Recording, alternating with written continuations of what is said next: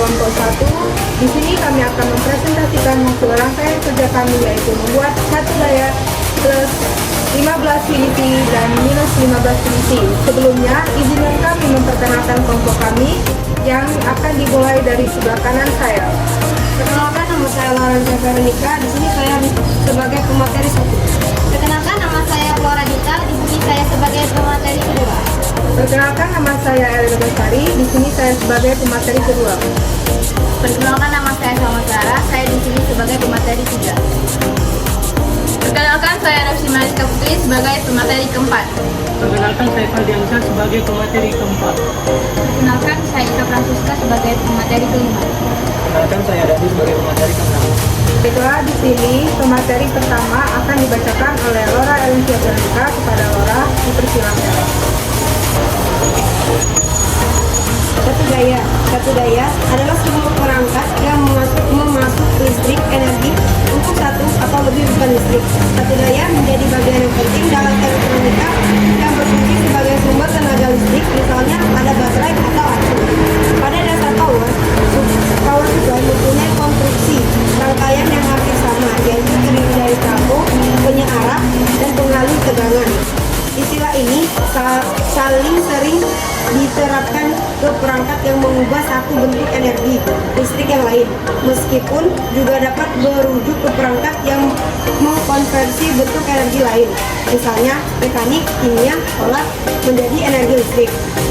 Itulah penyampaian materi pertama dari Laura Elencia Veronica. Selanjutnya akan disampaikan oleh Flora Dita.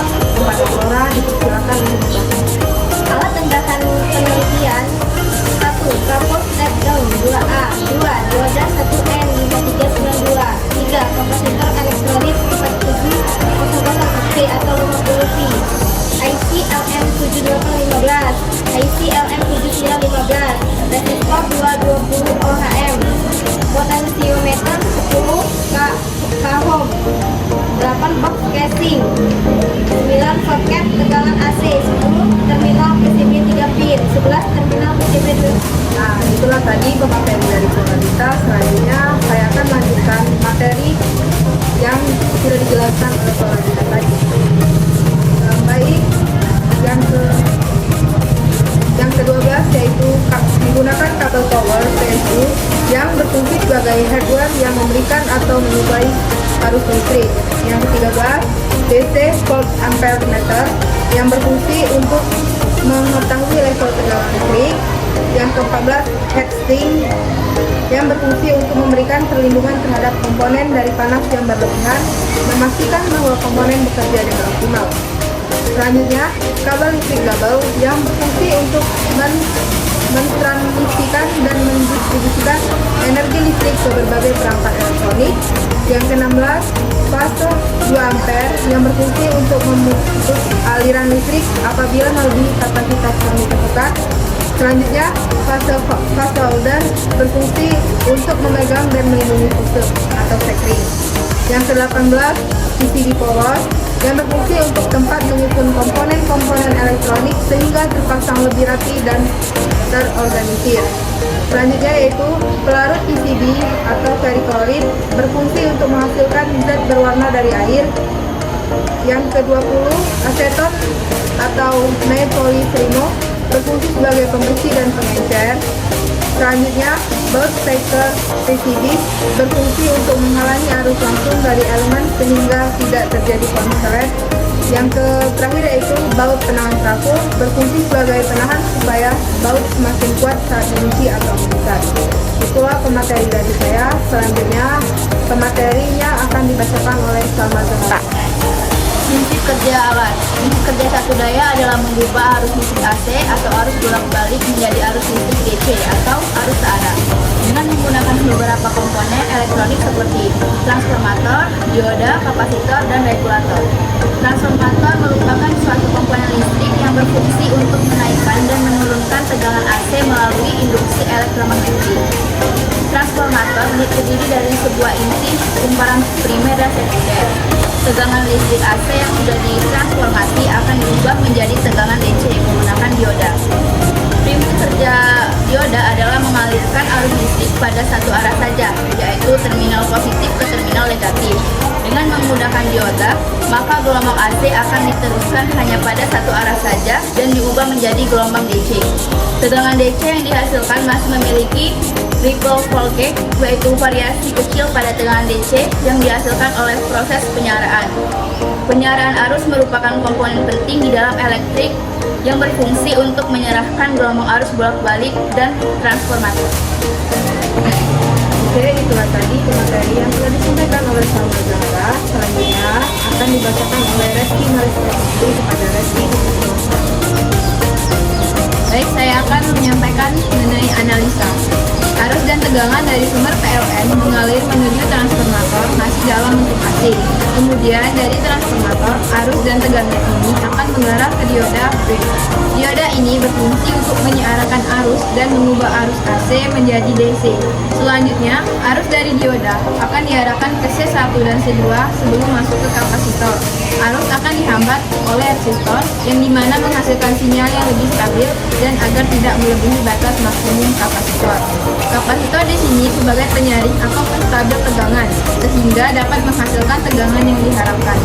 Arus dari C1 dan C2 akan masuk menuju input komponen regulator dengan seri LM7815CT dan LM7819CT.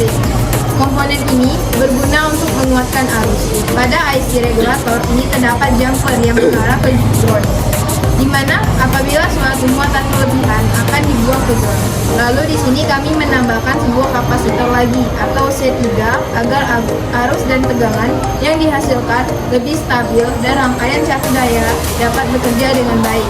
Ripple voltage adalah variasi kecil pada tegangan DC yang dihasilkan oleh rangkaian cakup daya. Nilai ripple voltage pada rangkaian cakup daya ini dapat dianalisa dengan menggunakan osiloskop pada output cakup daya. Semakin besar kapasitansi pada rangkaian filter, maka semakin kecil nilai ripple voltage. Selanjutnya akan dibacakan oleh Faliansa. Sampai pagi dipersilakan. Setelah kali ini saya akan membacakan analisa dari kelompok kami. Trafo CT dikenal sebagai trafo yang tidak memiliki titik tengah pada bongkaran primer maupun sekunder. Trafo CT biasanya digunakan dalam rangkaian cakup daya untuk mengubah tegangan AC dari sumber listrik menjadi tegangan AC yang lebih rendah dan lebih tinggi. Pada rangkaian cakup daya menggunakan IC dan trafo CT, dioda bridge digunakan untuk merubah tegangan AC dari trafo menjadi tegangan DC. Dioda bridge terdiri dari 6 dioda yang disebut secara paralel. Dioda bridge berfungsi sebagai pengubah tegangan AC menjadi tegangan DC dengan cara mengubah setengah gelombang positif dan setengah gelombang negatif menjadi gelombang penuh positif. Setelah dioda bridge, gelombang DC hasil dari negatif menjadi pengubah tegangan AC harus dipintar agar tegangan DC yang dihasilkan lebih stabil dan bersih. Filter kapasitor digunakan untuk menjaring tegangan DC dengan cara menyimpan muatan listrik pada kapasitor saat tegangan DC naik dan melepaskan muatan listrik saat tegangan DC turun. Dengan cara ini, tegangan DC yang dihasilkan menjadi lebih stabil.